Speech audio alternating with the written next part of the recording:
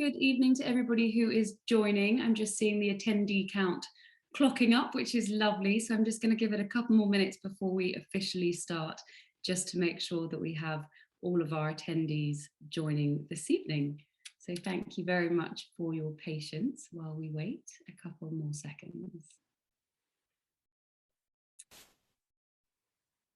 Fantastic, I can see them all clocking up. Oh, hello, we've already got someone dialing in from Cairo. So hi, that's wonderful. Really lovely. Perfect, now that we've got our attendees shooting up, which is wonderful. First of all, hello and good evening to everybody who is joining us tonight. And of course, to those who might be watching this recording in the future, which we are going to be sharing after the event as well. Before we start, I would just recommend that people ensure their settings are on gallery view, not speaker. So hopefully you are able to see myself and Mandy to make it a more enjoyable viewer experience, which depending on your device should be found in the top right-hand corner of your Zoom screen. Now that the Zoom etiquette and housekeeping is out of the way, for those who don't know me, my name is Georgina Lamb and I am very proud CEO of the David Shepherd Wildlife Foundation, an organisation set up by my grandfather David in 1984 with the aim to end wildlife crime, support the brave men and women on the front line of conservation, and to protect vulnerable and threatened species in their natural habitat. 37 years on, DSWF is supporting 19 conservation projects in 17 countries to keep wildlife safe. And this coming week, as we make some vital grant payments in support of our ground-based conservation work, we are just about to hit an incredible £11 million milestone in regard to the direct support that we have given to date, which in many ways is thanks down to the arts and your support. So tonight is extra special.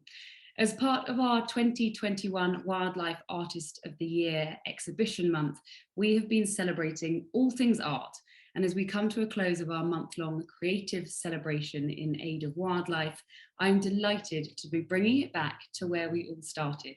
The Shepherd family, their art, although I should probably say seeing as I am a third generation Shepherd myself, although certainly not one who can paint. We'll leave that to Mandy to talk about later. And the family's passion for conservation and the protection of the natural world. Joining me tonight for this conservation conversation is, of course, Mandy Shepherd, David's daughter and my wonderful aunt, to talk about the art of survival. As with all of our events over the past few weeks, tonight's event has been free to sign up, but if you do feel like making a very welcome donation to support our conservation efforts, you can do so via our website at davidshepherd.org. We want tonight to be as interactive as possible, so if you do have any questions for Mandy or myself as to our conservation work with art, please do use the Q&A function and the comment box to share your thoughts. And I see a number of you already are. It's wonderful to see people calling in from Germany, Ireland and England. So welcome to everybody. We will keep an eye out on the Q&A box and I will be answering and feeding questions to Mandy as we go throughout the evening. So to kick off this evening, rather than me trying to shoehorn in what has been a bright and vibrant career so far into a few sentences of introductions, I thought it'd be wonderful if I could ask Mandy in her own words to give us an insight into where it all started for you, Mans, when the art bug bit, and if you can take us on your personal art journey to date, if that's all right. So straight over to you. Oh, thank you, P. Thanks to everybody tuning in. It's really nice of you to give up an hour of your time. Lots of friends have joined and everything, but some people don't know how my career started. And it was basically very unceremonious. I showed no talent at school, no talent whatsoever. And I'm one of 4 sisters, and I used to get, for those of my age, you might remember a magazine called Jackie magazine, and all I ever did was doodle shoes and legs, and I don't know why, but it was always something that I was just obsessed by, doing all these doodles. Anyway, that was about the subject, sort of the result of my talent, or whatever, no talent. And then when I was about 16 doing my GCSEs, my art teacher said, "Did you really draw that herring?" And it was the first point ever that anybody had showed any sort of enthusiasm about my art. And she said, I think you really ought to take that back to your father to show him. And he didn't believe that I'd done it, but it didn't matter. It was that first acorn of encouragement that then the oak tree grew. And I just thought, right, I hadn't thought of doing anything else other than sell ice creams or be an air hostess or something. And so this was just, it was just great that somebody had showed the enthusiasm. So it just went from there basically, and did art A-level, and then got into Byamshaw Art College in London, and did one intense year there, and then went to Brighton to do a degree. I loved Byamshaw, very intense, life drawing day in and day out. I went to the Natural History Museum because by then, obviously, we'd been as a family to Africa, you know, every year. And the wildlife passion, the infectious enthusiasm from Dad had just, it was all in our DNA, every single one of us. And then after Brighton, I decided to go to Africa. So I went to Zambia, Zimbabwe, and South Africa. Zambia, I went into the bush and worked in the bush and worked in a game camp. And then I went to Zimbabwe, worked in a advertising agency, which was great to get all that experience from a different perspective. And then I went down to South Africa and worked in, great friends of the family own a big gallery in South African Johannesburg, and I stayed there for 6 months and worked, and my sole thing was to sort out the library, which I thought at first was rather a tedious exercise, and yet I learned about South African art, I saw what other people did, and it was just truly inspirational. And then I came back and did some drawings and painting sketches, and had my first solo exhibition in Harare in Zimbabwe. Then I came back home because your mother was getting married, so I had to come back for that. So and then I had a studio in London, and then I had my own family and moved to Chichester, where I've lived since then, and it's just gone on from there, and the wildlife to military, which I think we're talking about in a minute. But so it's been amazing. I'm so lucky. I've been an artist for over 30 years, 35 years, and it's just more than that, actually, sorry. And and it's just been great. I'm so lucky to have a career that I enjoy and use it in a sense that Dad did, was because I'm so passionate about conservation, to use that as a force, which again we're going to come to later. So absolutely. And Mans, before I kind of ask you to delve into a little bit more of that, I just want to say thank you so much to everyone who's commenting on the chat. Just to we've got people from Kenya, Stockholm, Devon, Kenya, Winchester, Germany, Ireland, Wyoming, who California, which is wonderful, and Kenya. So, and I know we obviously do have some other Shepherd family members online, being Melinda, Wendy, and Avril, which is wonderful. Oh, we've even got a Norwegian calling in from Tanzania, which is wonderful. So thank you everybody who's sharing where they're dialing in from. We have a truly global audience tonight, which is absolutely wonderful.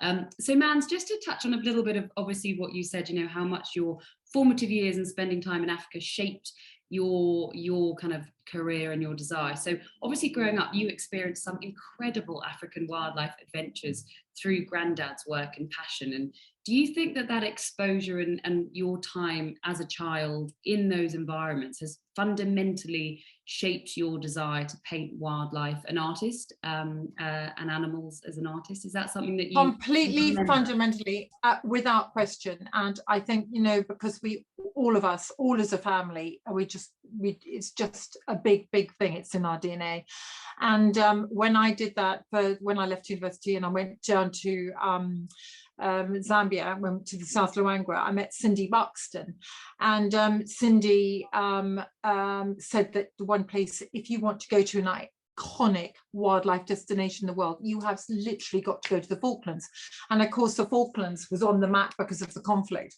And she said that she'd just come back because obviously she was big in the news then when they were doing the albatross count on South Georgia, which is when the Argentines invaded. And so she was telling me all about this. She had the most amazing cameraman called Bob Campbell. He'd also been down to the Falklands. And they both said, you know, whatever you do, you've got to get to the Falklands. And so it became an obsession to try and get there. And I just sort of created all these contacts and did my research and everything. And I flew down there, and it was overwhelmingly brilliant, and I decided on the back of it to write a book. It was originally a brief by the RAF, but in fact I made it my own because I wanted to write about the wildlife and the way of life. And of course, by that time, the military was a very much part of that. But in terms of wildlife, it fundamentally made me realize that Antarctica, the most precious places in the world, Africa, you know, things at that stage were already disappearing. And conservation, it wasn't talking about wildlife, it was wildlife and conservation. The two were inextricably linked. So that, I think, was absolutely the beginning. And of course, as a result of doing my book, I then became a trustee of Falklands Conservation, which was an exponential learning curve, and it gave me so much of a broad horizon, being able to, not as a conflict of interest because I was involved in the foundation by that time, but I learned so much on either side. And as an artist, when you're painting your subjects, I wanted to know more about it. So I was learning about albatross and penguins. I was learning, you know, what was happening to the rhino and the elephants. So absolutely, at that moment, it had just become, it was always going to be a part of my career. Perfect, Mandy. And before we kind of touch a little bit, because you've obviously touched a little bit there on some of the other work you do, and obviously your passions for other places in the world, and obviously the military angle. But just to help us kind of paint a bit of a picture, and one place you just mentioned was obviously South Luangwa, and I've been very lucky to have been there myself, and I've had friends who have been there who have said, I feel like I'm looking at a Grandad or a David painting, because you see those iconic landscapes and you just are instantly transported to those places that Grandad captured. And so just to help us paint a little bit of a picture, what was it like as a child going to these places and spending time in the bush with Grandad, who obviously was so focused on the conservation but the painting? But just before we kind of delve into you know, kind of later to career and life as an artist, what was that like as a child to experience that through his work and his eyes? It was incredibly special, and mostly for the reason that the great Norman Carr was based and ran a safari camp and took clients out from the South Luangwa. And whenever we went, Dad and Norman were great friends, and Norman loved the whole family. We all knew each other well. We were, I think Wendy was, the younger sister was I don't know, 6, and Melinda was, you know, older.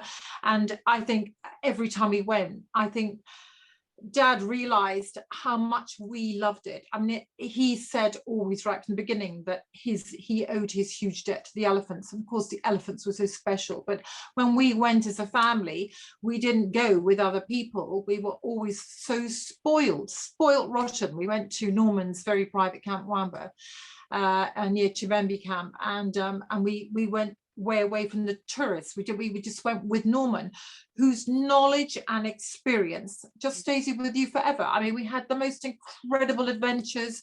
You know, there was wonderful, you know, the guides, and you know, Nelson, who was his main fundi, who, you know, when we went on a walking safari, you know, Dad was so funny. Norman absolutely loved and embraced all the wildlife in the valley. Dad just wanted to go anything above a rhino he looked at. Anything below, no, apart from deadwood. We had to always stop for deadwood. And when you walked through the bush with Norman, you were looking at tortoises or insects, or he'd point out trees. I mean, that's one thing that has come from the pandemic, is that how obviously it's opened a door for all of us into nature and observing and being so much more aware.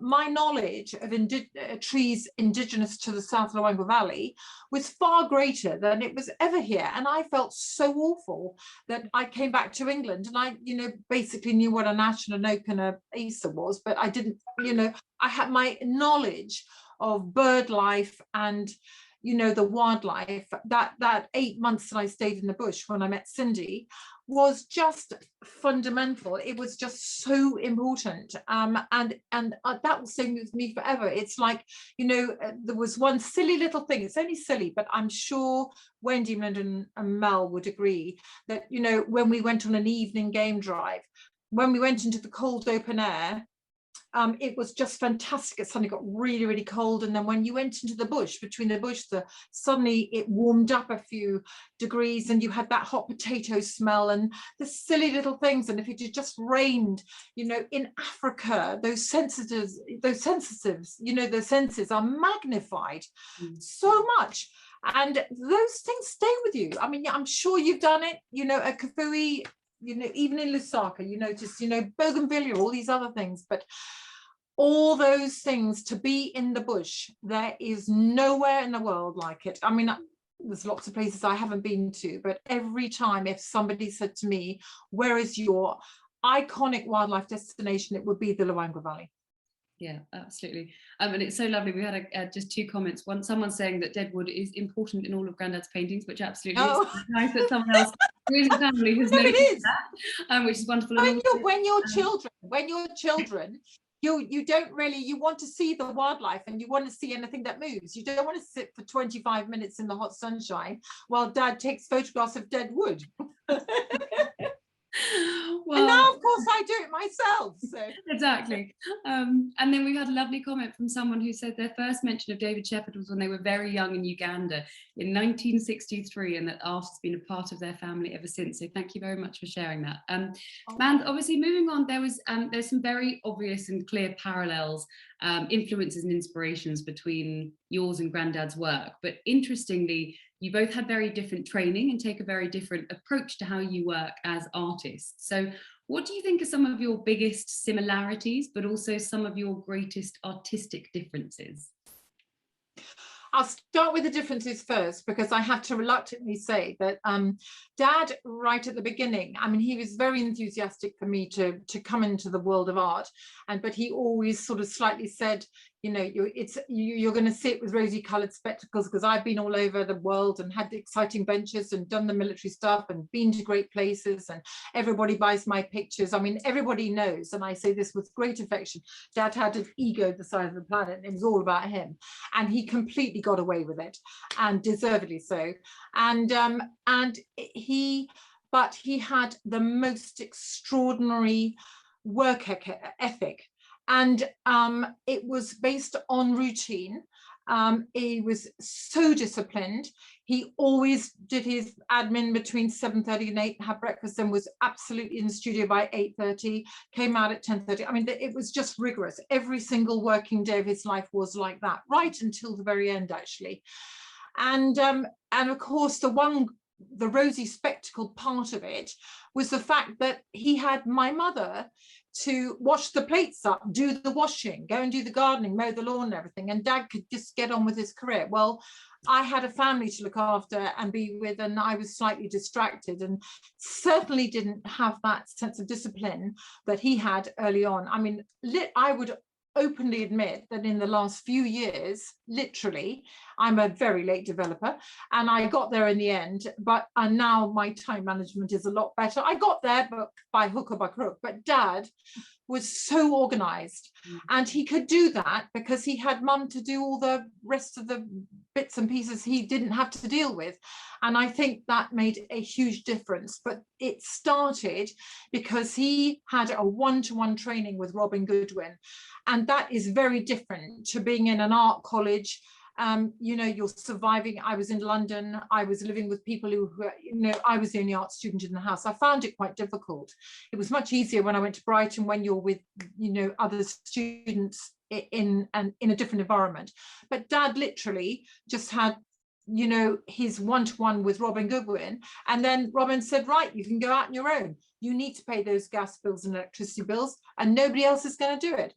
And so it was a very different training. So in that way, there were no similarities. I think the similarities in the way I love the way he paints. I aspire to the way he painted all his stuff. Some I don't like, I would openly say that, but you look at his massive big paintings, he could sketch in the field. I mean, I admired him for that, and I try and do a bit of that. I went life drawing, so in that way I did. Painting from life is so important. If you paint from reference, sketches, photographs, and you just can become too tight. And and I've recently been to Scotland, and I actually took my sketchbook and did some sketching, and I can't tell you, it was just such an enjoyable thing to do, and it's so rewarding. And like what I would tell any artist, it doesn't what you end up with. It's the fact that it's a process of learning and getting to the end result. Yeah, and I think, Mans, I think that's one thing I personally love your sketch work as well. And we have had a question that you've slightly answered now, in terms of when you paint out in the bush, do you paint from photographs or from nature? And it's one thing I love, seeing those photographs of Grandad in his, short safari shorts, with his shirt probably buttoned up wrong, his hair sticking up everywhere, and literally in the bush in the heat, just absorbed in his sketchbook. And one thing that you're so fantastic about doing as well, and you've produced incredible sketches from the field for us as an organisation as well. And that's something that I think there's a huge similarity that you both do, and is such a wonderful kind of similarity, but also strong point that you were both so fantastic at. Because the question was around how much do you use photographs compared to nature, and I suppose obviously it depends on when you're in these locations, but you've had a wonderful time as well, following in a similar to kind of what Grandad did, in terms of being out. You've been very good in your career at absorbing yourself and going to the places, like you were saying about the Falklands or Antarctica, and painting from places that you've been to, so you can translate that feeling and that colour and the sounds and the smell, which you try and capture through your art. And how important is that to you? Massively, absolutely massively. I mean, more so probably with the military stuff that I do. It's not so different. Those worlds are not so far apart. But I mean, the great thing about working with the military is you work with a team of people. And some of the stuff I've done is when I've gone safaris in Zambia or Uganda. The last 3 years I've been to Uganda, taking people to see gorillas, and that's been amazing. And I did some sketching then, and it's just feeling it. And even if you don't actually sketch at that moment in time, it stays in your mind. I've got quite a good retentive memory, and I just, when I see something, I don't lose that image, so that I'll think, right, oh my goodness, I've got to do an exhibition painting or something, and I'll think, oh no, that was a good idea, and I want to work it around that. Yeah. So to go to the places is really important. And I have to say, I just to totally back you up on your memory retention, you are definitely all of the family's phone a friend on Who Wants to Be a Millionaire. So we know that you do capture those wonderful places and are able to keep them in your mind, which is a skill.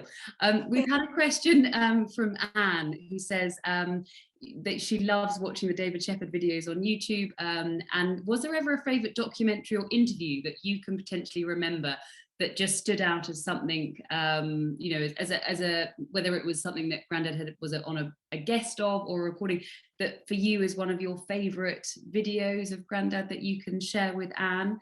Yeah, I think Dad did Parkinson twice.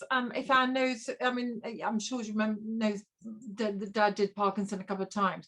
And Dad, for all his faults, and it's all about me and everything, he's actually incredibly self-deprecating.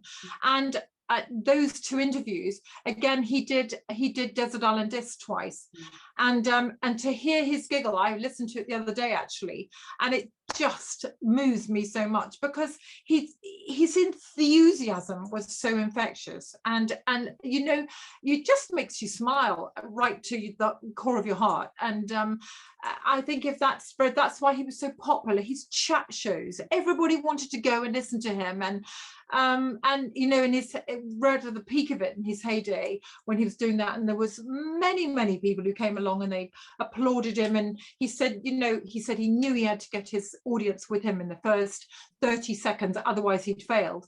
And he could become very crestfallen, but it didn't take much to bounce back.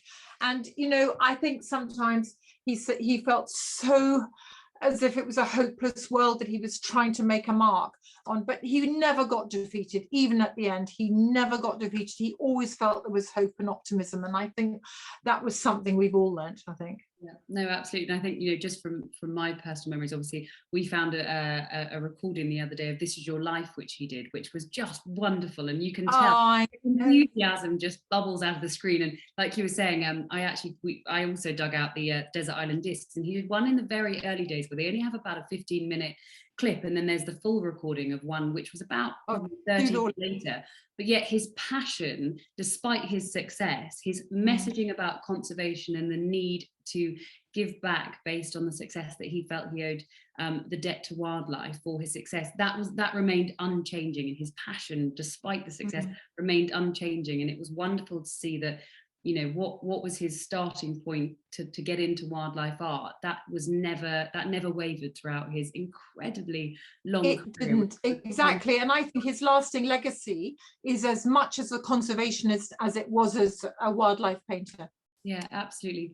And so, Mans, just moving on, as you mentioned at the beginning, obviously military and wildlife subjects have been at the heart of your work, and indeed Grandad's as well. So there's again another similarity that you both followed and you shared that connection with, not just through the love of art as a career and a vocation, but in regarding to the subject matter. And Grandad was known as, you know, the man who loves giants, not just because of the elephant connection, but whether that was through steam or engines and planes and anything large and mechanical. And so what is it about wildlife and military commissions, despite their differences, that appeals to you so much as an artist? Well, much the same. I mean, I have to say the man who loves giants sounds a lot better than the woman who loves giants. So So I love big music. My love of music, Mahler, Wagner, you know, jazz, all this thing comes directly from Dad. And he could not paint. I cannot paint. My studio's just behind here. And I can't paint in silence. I absolutely cannot do that. I have to, if I have a bigger painting, a bit like Dad, I had to listen to Turandot or Puccini or a massive great piece of music or some rock music or Bruce Springsteen. You know, in that way, that was a giant. You know, when I went to South Africa, you know, I went to see the Blythe River Canyon, and which I think is one of the most beautiful places on earth. Big landscape, big skies, everything big ships, big aeroplanes. I mean, it just does it for me. So I'm so like that, I'm so like Dad in that way. And I think if you love a subject enough, you can paint it. He always said, you know, I mean, he painted, his portfolio was hugely diverse. I would like to think my portfolio is much the same. So it's what inspires you, what you know, what gets to you, really. And so, you know, I loved all the things that he loved. Steam engines, I loved, you know, going on steam engines, you know, it was just a big part. And on that, obviously, so Grandad started his career through the military and then went to wildlife, so he did it in that order. But what was it, can you explain to us or share with us what your first kind of foray or, you know, exposure to military commissions as an artist was? What was your first oh God, that very frightening. Well, first of all, the only way in 1995 I flew to the Falklands. The only way you could get down to the Falklands was the air bridge from Brighton Norton down to Mount Pleasant in the Falklands, and you had to go via Ascension. Of course, I'd never been on a military aircraft in my life, so it was a bit, you know, I was going as mother of three and coffee table, you know, whatever. I just not used to this kind of existence at all. And so I went down to the Falklands to pursue this book and the brief that I had for wildlife. And of course, I started meeting people down there, and they said, well, why did you come up to Mount Pleasant and fly in a TriStar? Why don't you come in our helicopters, and why don't we fly out to Goose Green? And all this, of course, was very recent history, and I'm very interested in military history anyway, and politics, and why we went to the Falklands in the first place, and all of that just made me think, well, my goodness, this is part of the way of life in the Falklands. So when I came back, I had a launch party in London at a gallery, and I met somebody who said, right, we want you to paint a Harrier aircraft. And I said, well, I can't possibly, this is one of Dad's tricks, well, I can't paint a Harrier unless I fly in it. And of course, which is complete rubbish. And of course, but it got me a flight in the Harrier, and it also got me out to America to go on HMS Invincible. And of course, this is, you know, no public were allowed on board. You weren't allowed to stay overnight after 24 hours, especially if you were civilian, for all the right reasons. And there was a crew, the ship's crew and the air crews and the weapons and all the other, but they were full capacity, amounted to 1,500 people. Well, when you're a little non-entity Joe Bloggs going on a huge aircraft carrier like that, I've never been so nervous. In fact, I was just about nervous about tonight as I was going on Invincible. So no, seriously, that was absolutely awesome. There is no other way of explaining it. And then it rolled, and it was due to a friend of mine called Scott Libbetter, and he was Commodore of Yeovilton, and he asked me and commissioned me to do the Harrier, and then literally the ball started rolling, and then I never stopped, and I went to Brunei, and I went to Iraq, and I Muscat, and all these places, and just, you know, Yugoslavia when that was going on, Pristina and Herzegovina, and meeting the most incredible people. And again, because being an artist is a pretty solitary career and a job that you do, and I can't paint in a studio with loads of other people unless I was doing life drawing or something. You're working with a team of people. You have to fit in with them. You're an independent, so you have to be ultra professional. You have to be, because you want to be invited back again. You want this to lead to the next commission. And I've been incredibly lucky that that's how it's happened. And then, of course, the military has just linked along the way with wildlife, which has been amazing. And I met the most unbelievable people with who I would never have met if I'd done that part of my career. And Mans, just from a kind of a purely artistic point of view, obviously, you know, military, and we saw some of your incredible work show up there, but the military commissions, the amount of detail from an artist's perspective, and sometimes tiny detail, I mean, is so different to potentially a wildlife scene where there's heat and there's fuzz and there's dirt and there's dust, which is much freer. So just purely from a kind of an artistic point of view, do you find it quite easy or difficult, and how do you kind of manage jumping from such level of detail whilst you can pick up potentially, you know, in an animal, it's the same, but just from an artist's point of view, how do you find the difference in painting subject matter, or is that something you relish and enjoy? I relish. I think when you're an artist, I can only speak for myself. I can't speak for other people. Take a completely different approach.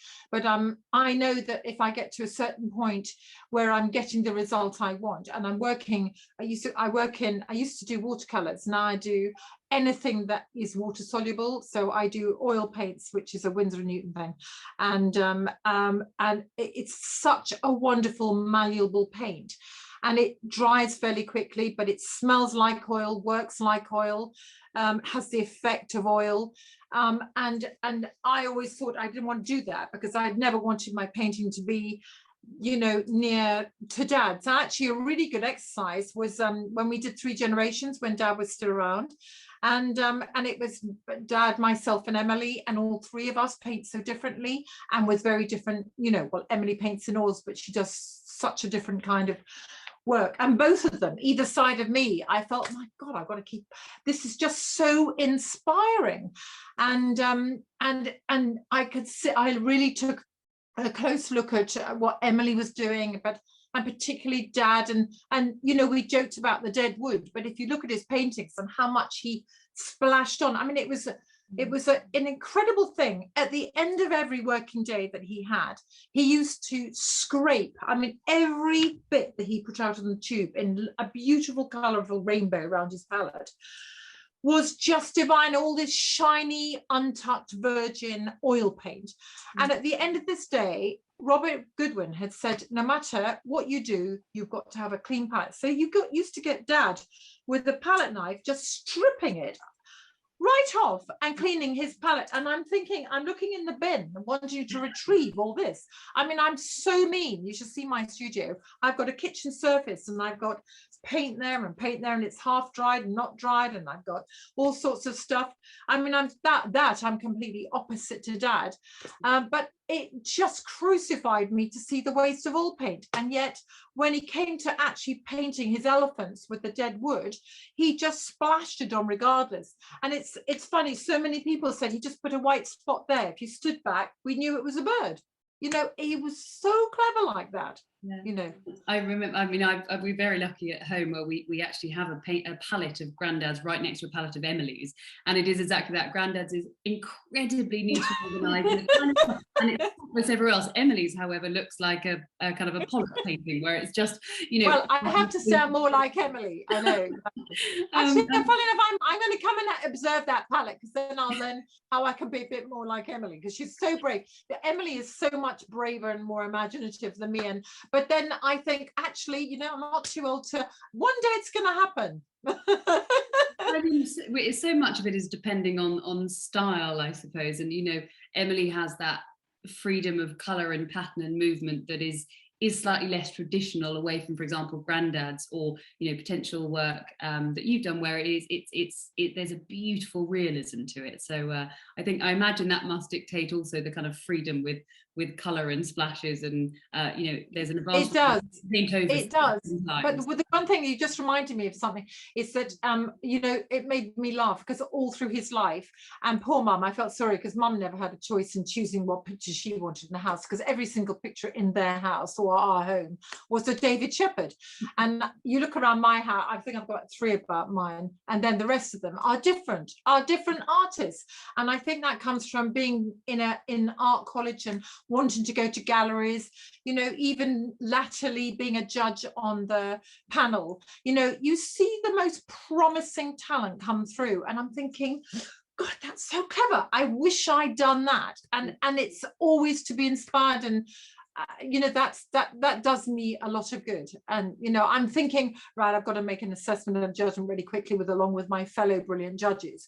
But also I'm looking at it thinking, how did they do that? You know, it's wonderful. It's I totally agree with you, and I'm very lucky to sit on the judging panel as well. And it is, I mean, as not even as an artist, but it's so inspiring to see the versatility and the, you know, the diversity of not only style and medium but subject. And it's a wonderful thing to sit through. And Maz, did you ever find when you were growing up that you you know, obviously you tend to kind of get inspired by what you see most? Did you ever try and copy or replicate any of Grandad's paintings as you were, when you were much younger and as a child? Do you ever have any memory of that side of things? No, because of course I didn't start painting till I was sort of 15, 16, 17. So I never really did that. I was still doing these shoes. So sadly, it's the wrong answer. But no, and the only one that I did recently, actually, I did sort of try and replicate. And again, not as good as Dad, because you couldn't, but he did the most incredible thing of Lion Majesty, and it was just the 4 portraits with 2 females at the back and the big male, and I mean, I think that's one of his finest paintings he's ever done. Again, at his peak, lions was just as brilliant as his elephants, and just was an awe-inspiring painting. It's almost one of my favorite paintings. Yeah. My favorite is the Reredos picture he did of Christ, but his wildlife paintings are so nice. So, you know, yeah. So I mean, always I now look at them, and I mean, I still look through his books in the evening, you know, and I think, oh, you know, Dad, you were such a clever boy. Yeah, absolutely. And I think, you know, it's wonderful. I think that there is such a strong family connection still with the foundation, because we sometimes get wonderful supporters and friends who send us images that I've never seen sometimes, and it's amazing to think how prolific he was as an artist. Yeah, you know, I imagine in generations to come, you know, your grandchildren will be the same, and I'll say, oh gosh, you know, they'll get sent paintings of yours that, you know, because you are quite a prolific artist as well in terms of the amount. And I mean, it always, you know, blows my mind that you, Grandad and Emily, can produce such a high volume of work, which is stunning. But I have to say, P, sorry to interrupt, but I also have to say that, you know, even latterly, and this creative side, I mean, Mum paints, you know, she's only done a couple. She should have been given the opportunity to do a bit more. You know, your mum is a brilliant sculptress. I wish she did more. Wendy's just started painting, and they're gorgeous. And Melinda's doing the most incredible photography. So I'm so pleased that they haven't done. Less competition far later in life. It's been fine. Definitely. Yeah. And we've had a lovely comment from Ray, who just wants to say good evening and just saying how inspiring you are, Mandy, which is lovely. Oh, that's so kind. Thank you, Ray. And obviously, just moving on, and I think both of us could talk till the cows came home about art and conservation, but we do have 20 minutes left, and we're already 40 minutes into our hour. But so just moving slightly more onto the conservation side, obviously, Mandy, which is just as important to you as it was to Grandad, but it is something that's in the DNA of the whole Shepherd family. So what particular issues or issue strikes you at the core when you're thinking about the creative process and how you feel about using art to tell some of these environmental stories? I think in itself, but I mean, as a tool or a vehicle, I mean, this is why the foundation's unique, because we use art in that way to spread the word, and that's the platform, the wildlife art of survival. It's so unique to us, and I think a lot of the safaris I've done, even with the foundation, or I've been down to Antarctica with the Falklands and stuff, you do art workshops and everything. And then you inevitably, because you're going to these incredible places, you start talking about conservation. And that conversation wouldn't have happened if it wasn't for the art. So I know that I wouldn't have been, I can take a safari, that's fine. But if you do it with the artistic background and the family background that we all share, it just has such huge importance. And I mean, for me personally, the conservation runs alongside it. And yeah, in terms of painting, and again, going back to when you paint a subject, I become aware, I'm thinking when I'm drawing an elephant or painting a rhino or something, I'm thinking, oh my goodness, we as children, when we went to Luangwa Valley, we went onto the Nsefu Plains, without doubt, you go on an evening drive, you would always see rhino or rhino and a calf, or now you can't do that. The world has changed a lot. But again, I don't want to be defeated, by those things. But there's certain conservation issues that strike to the heart. Like I saw that the sea spiracy the other day, and that's just a wake up call. But the bycatch, I think it's a hideous. The statistics just really frighten me. I think things like the plastics in the ocean. I think we shouldn't all be frightened that each and every one of us can make a difference, but we can do it in a greater force within an organization as well. And I think that that's especially something like the pangolin. I know that actually Flops, Brenda's listening tonight, and I know that you're running with Claire on the pangolin. The pangolin, I think, is one of the most desperate creatures on earth, and that just I feel it's a desperate situation. And hopefully it's something that a great many people can do something about.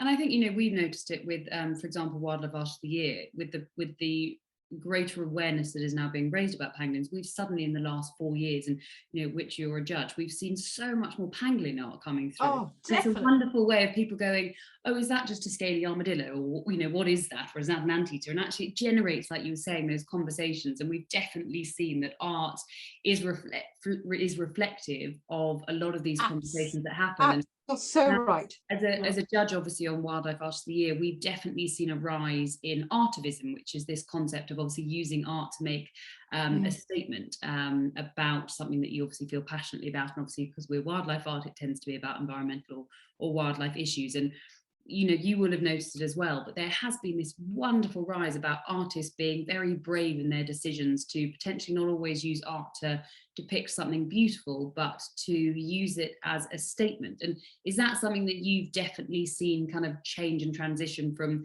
Grandad, who used his art much more as a way of bringing people in and inviting people to have those conversations about beautiful idyllic places that we needed to protect and conserve, versus now there's definitely, obviously there's still that traditional thread that comes through from that hopeful message that you were talking about. But have you noticed in the art industry as a whole, and as your position as a Wildlife Artist of the Year judge, that there definitely is this more or a greater undercurrent that's coming through based on people using art to tell a story about some of these environmental issues? I think the world is a fast changing place, and Dad, when he was pushing it with galleries and exhibitions and chat shows and everything, that was one sort of world. We've moved so fast with technology, with social media. The experience of judging on the panel in the last 2 years is that, you know, the platform is so much more open. The world is a smaller place, and more people consider. I was thinking about if somebody was going to, maybe they might have asked, what do I think of zoos? Well, I now think zoos are very outdated. I think nobody should have zoos. Not one animal should be sacrificed for the education of somebody, because it is so much easier and cheaper to travel the world than it ever used to be. I mean, obviously, pandemic aside. And therefore, yes, the landscapes change completely, and you see all these amazing subjects. Even this year, we've got another character, you know, erstwhile beauty. We've got urban, you know, all these ones. It's not about just lions and elephants and tigers, which were always the saleable ones, which you were tempted to do, because our whole point and ethos was to raise money to help the very cause we were painting, and the pictures on sale. Yeah. Whereas you're quite right, these artists are very much more aware, they're braver, I think, and some of the work it's so inspirational, and subjects I never would have chosen. And yeah. I take my hat off to them, because it's people from all walks of life, from all different countries and of all ages, and using every different media. I mean, the versatility of the stuff that's come through the door this year has just been incredible. Yeah. Absolutely amazing. And it's so inspiring. It's so overused word, but it's difficult not to use it, because it almost thinks, oh my goodness, more people are aware. It's a bit like the pandemic. I know we're going to talk about it. The pandemic, the effect it's had on us all. It's sort of opened a door. We're so much more aware of our nature in our backyard, but we're also much more conscious, especially through people like David Attenborough and, you know, the NGOs, is that the global climate change and our situation we live in now. I mean, I have 2 little grandchildren, Oliver and Childra, and when they were born, obviously I was so excited. You know, you've got you know, Emily's got one on the way, and I think what kind of world are we bringing them into? And yet I think, no, we're doing something about it now. It's not too late to do something about it. And because of the social platform and the travel and everything that goes with it, and it's so different from when Dad was in his heyday, that makes a big difference, and certainly a cause for optimism. Yeah, and I think, you know, Man's obviously just building on that. You know, you touched on the fact that, for example, one of the categories of Wildlife of the Year is Erstwhile Beauty, and I think it absolutely is about celebrating. I think we've moved into a different space where we don't now look at, for example, an elephant in isolation or a rhino in isolation. We're looking at the whole biodiversity and the ecosystems, which, for example, one of those species represents as almost a champion and an ambassador.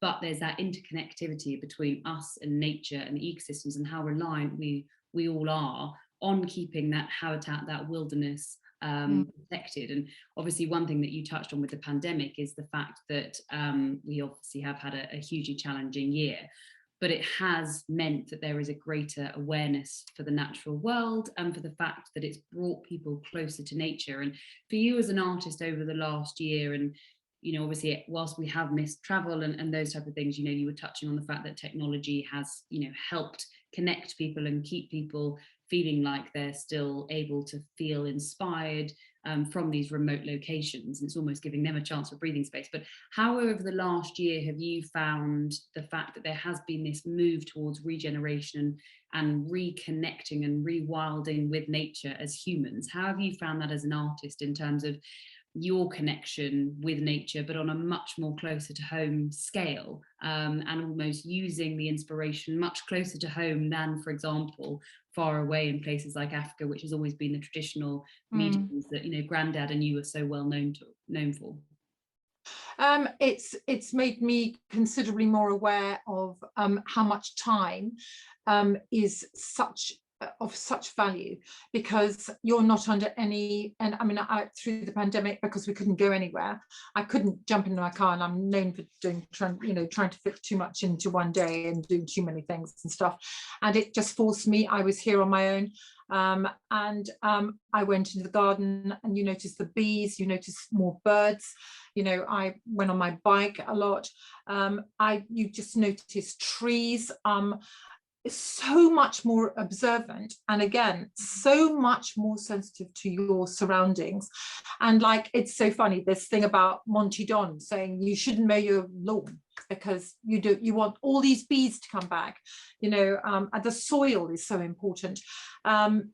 It's just, and I've left lots of bits of my garden wild, and I've noticed all these different things that I had never noticed before. So if I think that as just one tiny little segment, how many gardens in the whole world, let alone this country, have actually benefited from the same? I think they said there was some phenomenal statistics, because there was no traffic on the road. The amount of deer, foxes, badgers, all the roadkill has just reduced so significantly, frighteningly so, that now, of course, the numbers are building up because everybody's getting their cars and moving around again, because that's what life's all about. But I think it was a salutary lesson to have that space in time to really think and appreciate and become so much more aware of what's right on your doorstep. And I'm talking from a very privileged point of view, that I'm not sitting in the middle of a town and a city, and lots of people could not get out for ages, and I was so lucky, so lucky.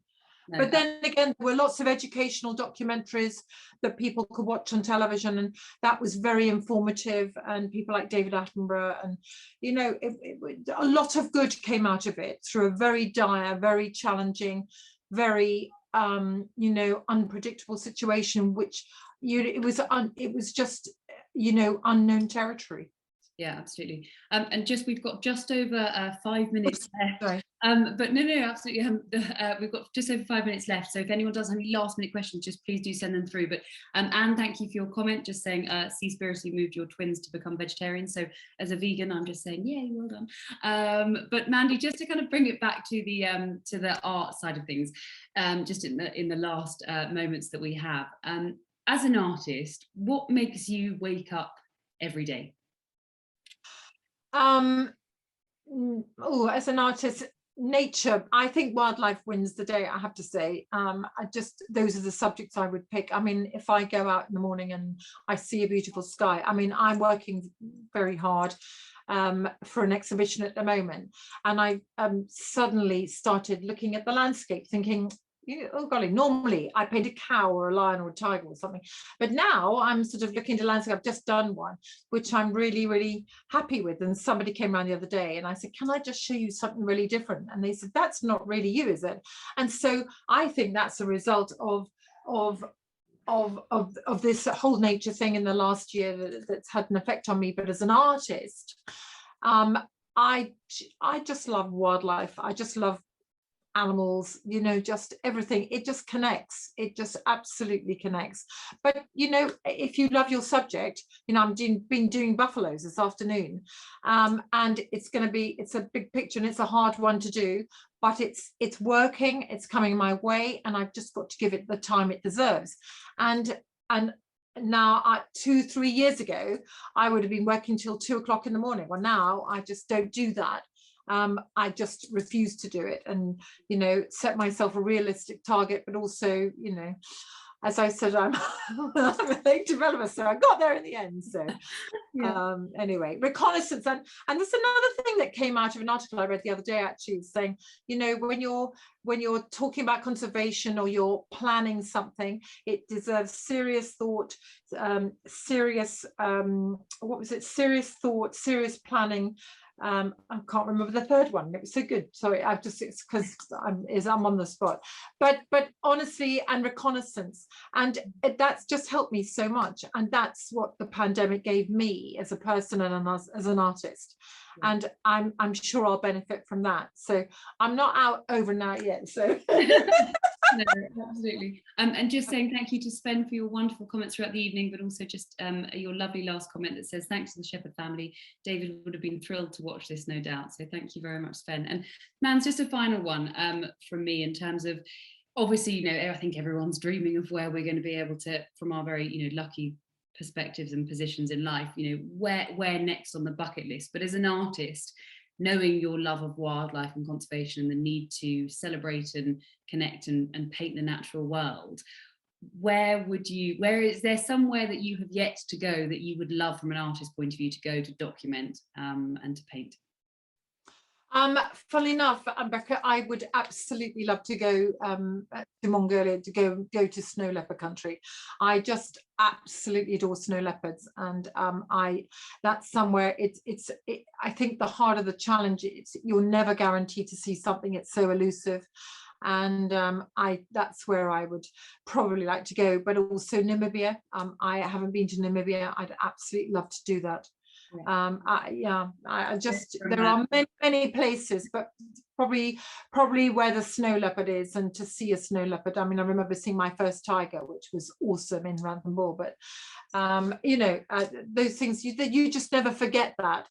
And it's easy to go back to the places you know, but I want to be wowed by new places as well. You know, the world is a big place, so it's got to be seen.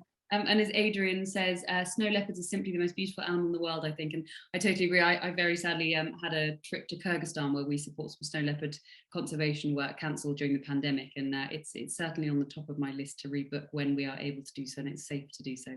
I think it's an amazing place, location, and the communities that we work with out there are just phenomenal as those kind of frontline people who are keeping them safe. And it is just, I can't, you know, the scenery in this, you know, the spectacular nature of those mountains, like you were saying, Mans. I remember doing a trip with Emily, my sister, who's an artist, for those who aren't aware, to Namibia, and it was because of that landscape and the colour and the richness, as you've just said. So I think I can imagine that as an artist, everywhere you go, you must just see the most incredible colours and inspiration. Oh, absolutely. Yeah, absolutely. Well, we've got just a few minutes, so I just wanted to firstly just say thank you so much for everybody for joining us this evening. This is the last in our series of events that we've been hosting for our Wildlife Artist of the Year Art Month. And just some lovely last minute comments coming in from Anne saying thank you both so much for this wonderful insight, truly a gem. Turn on the music and paint those buffaloes. And just from Peter and Elizabeth just saying thank you so much for sharing the hour together. And their little lamb and shade have heard. Oh, lovely. Thank you, everyone. And again, from Adrian, so thank you so much from everyone for sharing your thoughts, comments, and for joining in from all over the world at, I'm sure, strange and weird and wonderful time zones. So we're hugely appreciative of it. Like I said, if you want to know anything more about the David Shepherd Wildlife Foundation, you can do so at our website, davidshepherd.org. I think a couple of my colleagues have shared some links in the comment chat. So it is a wonderful place. Art is who we are, it's our DNA, and you know, we have a tagline, the art of survival, for a reason, and we're so thrilled that we get to continue my grandfather's incredible legacy through the work of Mandy and through the work of so many other artists that we get to work with. It's a true privilege. So a huge thank you to everyone who's joined us, and we have been recording this, and we will be sharing it for anyone who might want to share it onwards. Mandy, a huge thank you for giving us such a colourful and energetic insight. The energy is certainly reminiscent of how Grandad used to get so passionate about the topics that he so loved. So we're hugely grateful for your time this evening and sharing some of the insights into not only your work and your incredible wildlife and military career, but also obviously your thoughts on some of the bigger issues and topics that we as a foundation work to support. As Mandy mentioned, she does have a big exhibition coming up, so please do check out Mandy's website or stay in touch with Mandy to find out more about her work as well. But just a huge thank you, and thank you for the last minute comments that are coming through from Amanda, from Brenda, from Awara, and Sharon. We're hugely appreciative. So it is just finally up to me to say thank you, Mandy. Thank you to everyone for joining. We've loved being able to interact with you in a virtual way, but it's been wonderful. So a huge thank you and good night from us here.